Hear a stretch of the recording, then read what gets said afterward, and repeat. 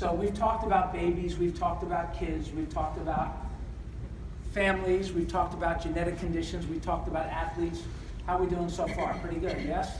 Yep. You getting excited? Yep. Yes? Are you getting excited? Yes. Cool. So we haven't talked about longevity yet. And we are talking about the 100-year lifestyle. So I want to tell you a story about a man named Max who changed my life forever about 24, 25 years ago. When I went into practice in chiropractic, we got amazing results with kids and families and athletes. Fantastic, so inspiring. But I had no idea whether or not we could help somebody that was 98, for example. And one day, this new patient walked into our office, made an appointment, and this man, Max, he goes back, fills out his form, goes to the back with my assistant, sitting in the room waiting for me. I walk in the door, I introduce myself, and he says, "Hi, I'm Max." I look at his age, and it's 98 years old. And he asked me a question that so many of your patients are going to ask you. He asked me, "Dr. Plasker, can you help me?"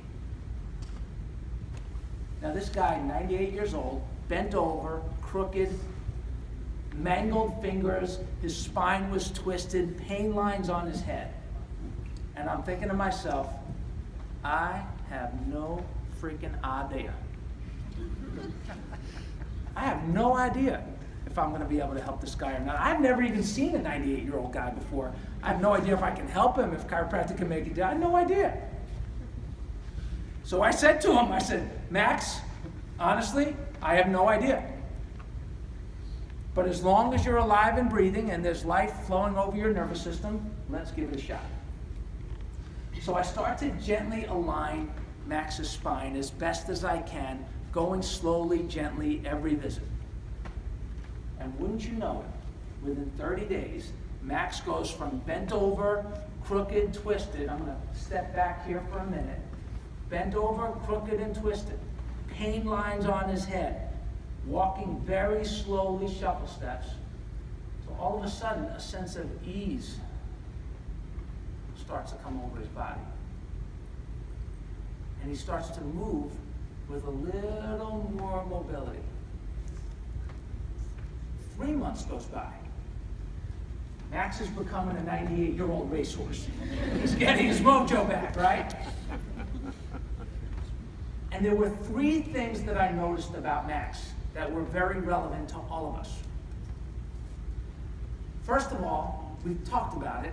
Max got to 98 years old as a crippled up man. Severe pain. Second, he had no money. Or at least, I didn't think he had any money or very little money, because every time he would come in, he would shake my hand after I adjusted him. He'd say, "Thank you, Dr. Plasker, thank you." He'd go up to the front, take his crumpled up arthritic hand, stick it in his pocket of these wrinkled pants, the same wrinkled up pants that he wore every time.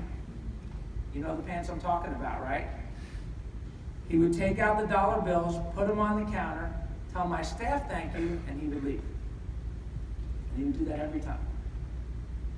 So after a while, because the third thing that we noticed about Max, number 3, was that Max was always alone.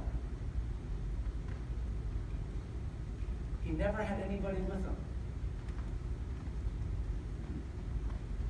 And so, as an office, I mean, we love this guy. Did you ever meet somebody where you just had an immediate affinity with them and it was so lovable? That's how we felt about him. And so we said to him, "Max, you know what? Don't worry about paying." He was always by himself. He always looked hungry. We wanted to feed him. So as an office, we said, "You know, we're going to adopt him." And we said, "Max, don't worry. You don't need to pay. We got you covered." And he was proud. He was like, "No, no, no, Dr. Plasker. I know pay. I know come." I said, "Seriously, you don't have..." "No, no, no." And he insisted. I said, "Well, you need to come." So he kept coming, for another year, and I would see him literally. I would get in my car and drive on Peachtree, and I would see Max on Peachtree doing his thing, walking on Peachtree, and I'd roll down the window. Tells you how long ago that was, right? Roll down the window, and I'd honk the horn, and I'd wave out the window, and I'd scream, Max, Max! And he'd be walking, he'd be like, and he'd just wave, stick his arm up in the air. And so we love this guy, and for a year he came in and he never missed an appointment. Until all of a sudden, one day, something happened that never happened before. Max missed an appointment. We try to reach out to him, no answer on the phone. I send my assistant to his house or apartment, no answer. So he's 99 years old now. What do you think we're thinking?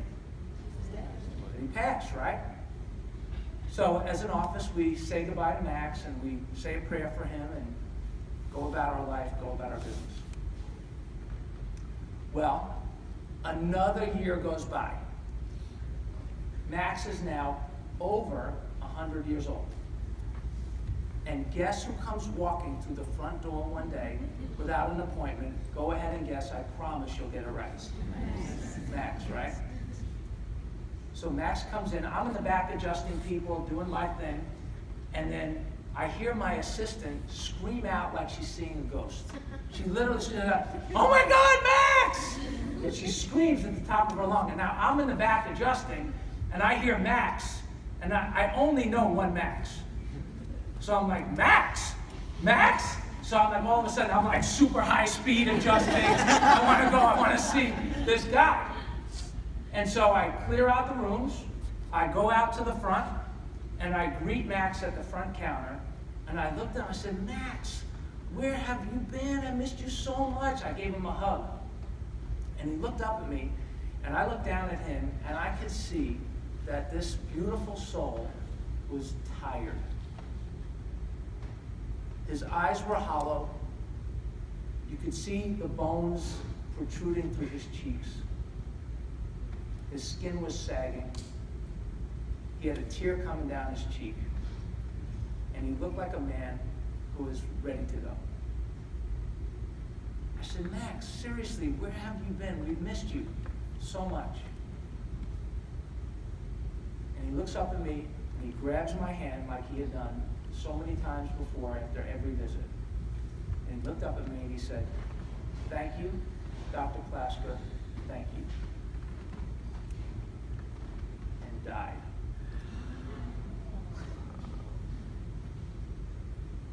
Right there in the reception room.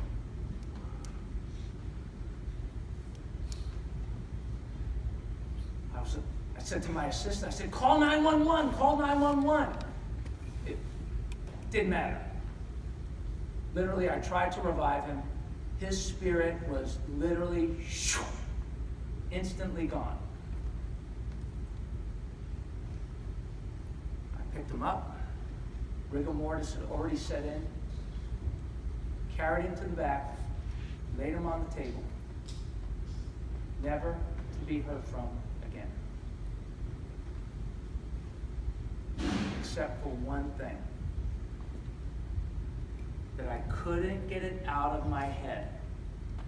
That if Max had known that he was going to live to be 100 when he was 20, 30, 40, 50, 60, 70, or even 80 years old, how would he have lived his life differently so that he didn't get there crippled, broken, alone? So I started to ask people, it intrigued me, I started to ask people, hey, if you knew you'd live to 100, how would you change your life? Hey, if you knew you'd live to 100, how would you change your life? If you knew you'd live to 100, how would you change your life? And the answers that I got were all across the board. People would say to me things like, Dr. Klasker, are you kidding me? Live to 100? I don't want to live to be 100. Grandma's 85. She doesn't even know me. If I get like that, shoot me. I don't want that. I'm not doing it. I'm not doing it. I'm not doing it. And other people would say to me, man, that would be cool. I would love to live to be 100. Man, if I was healthy, man, I love to travel. I love looking at the map. It's always changing. I want to go back to those places, see how they're different. I'd love to do that for 100 years. Or you know what, man, I love my kids and my grandkids. Man, I would love to get to know my children's children.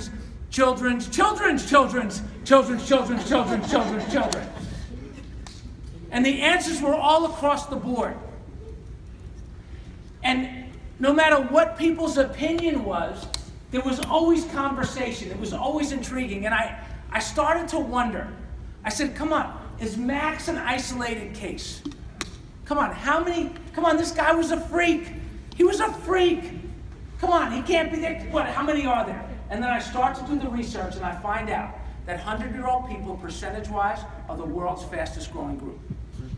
According to the Pew Research Center, the number of 100-year-old people is expected to grow by 800% between now and 2050. It is skyrocketing. And if you look at the graph, it doesn't stop. It's not like leveling off. It's going up. We do not understand or know what the upper limit of longevity is.